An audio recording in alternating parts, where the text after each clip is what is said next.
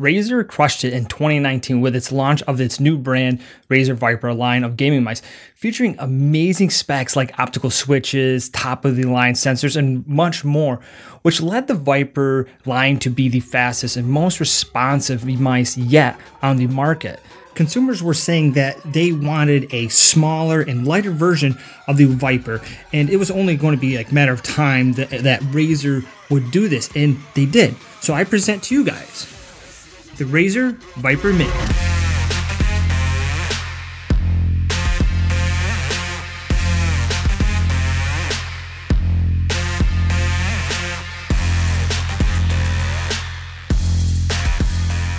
The Viper Mini has been trimmed down, making it the lightest mouse that they have made yet, which is 60 grams on my scale.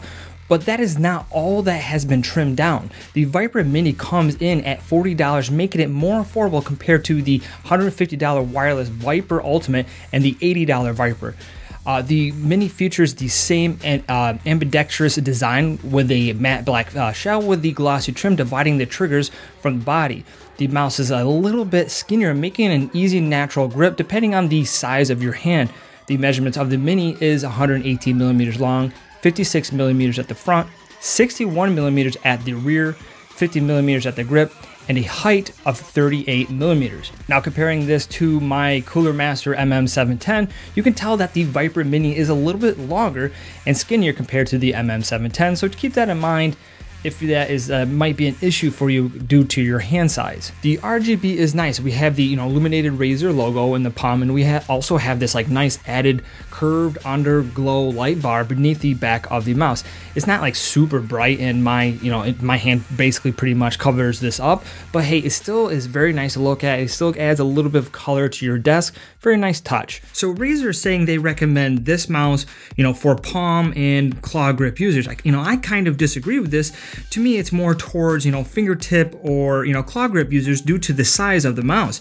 If you have like a really small hand, then yeah, Razer could be right. For me, with my, big giant hands, I cannot palm this at all. The DPI button has been moved from the bottom to the top, just behind the scroll, making it easier to get to. They also got rid of the right side buttons, cutting it down to 6 buttons. We don't get the nice rubber side grips like we do on the other Viper lineups, making it a little bit slipperier, in my opinion at least. But here's a little hack for you, and you might already know this.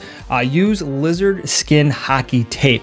It comes in like all different types of colors. You just cut it into whatever shape you want it, then just attach it to the side of the mouse. The lizard skin hockey tape gives you some really extra grip to it. So just a little tip there. You might already know it, I'm not sure, but hey, try it out.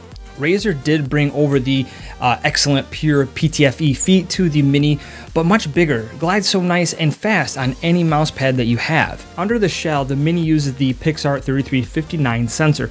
Comparing it to like the other Viper lineup, the specs are lower to save costs.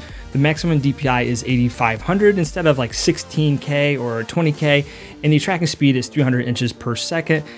The max acceleration is 35 Gs instead of 50 Gs. The Switch's lifespan has been reduced to 50 million clicks instead of 70 million, which is still really good compared to other mice out there. Triggers 1 and 2 have like barely any pre and post travel, and the same goes for the side buttons.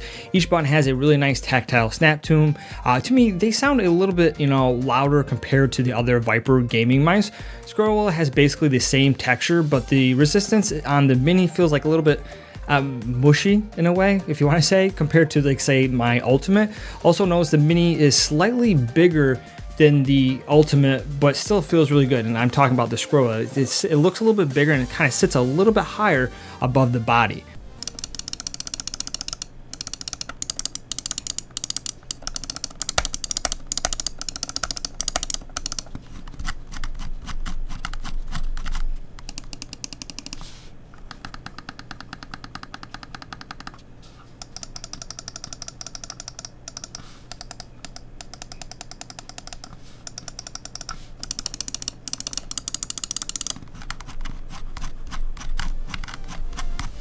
As for the performance, I could not tell the difference compared to the other Vipers. It did take me, some time to get used to due to the size. We are getting the same amount, response time, the, 0.2 milliseconds with the switches, which is great. Razer's using the SpeedFlex cable on the Mini, really nice, but not my absolute favorite. My favorite cable that I still like is actually from the MM710. I think it's just really nice, flexible, compared to the Razer Mini. The software is still the Razer Synapse. You can still customize your 6 buttons. You can also customize your DPI from 100 to 800 and cycle between 5 stages. We can change our pulling rate, and the one thing I noticed missing was the liftoff distance settings. We can customize our RGB, but somewhat limited here. There are several different presets, and we have, a color spectrum up to 16.8 million to dial down to match your gaming station. To me, I felt like I played better with the Viper Mini. I did recently, move back to the MM17 from like a bigger size mouse because I felt like I had better control with a smaller mouse. But now that we have the Viper Mini and the performance of it is, really well, this is down, by far my new mouse that I will be using for a while until something else kind of takes over. Hands down, a great mouse and performs really well. I cannot wait until we see a wireless Viper Mini. But again, this is a great mouse, especially for the price of, a very cheap, $40. I think it's probably the best mouse you can get for $40 right now. So that is it for today, guys. Hope you guys enjoyed this video. If so, hit that like button. Also, make sure to hit that subscribe button because that would be very appreciated. Also, follow me on Twitch. I'll link to my channel stream down below in the description. Again, my name is Brody, and I will catch you guys on the next video. Now I don't know what to do.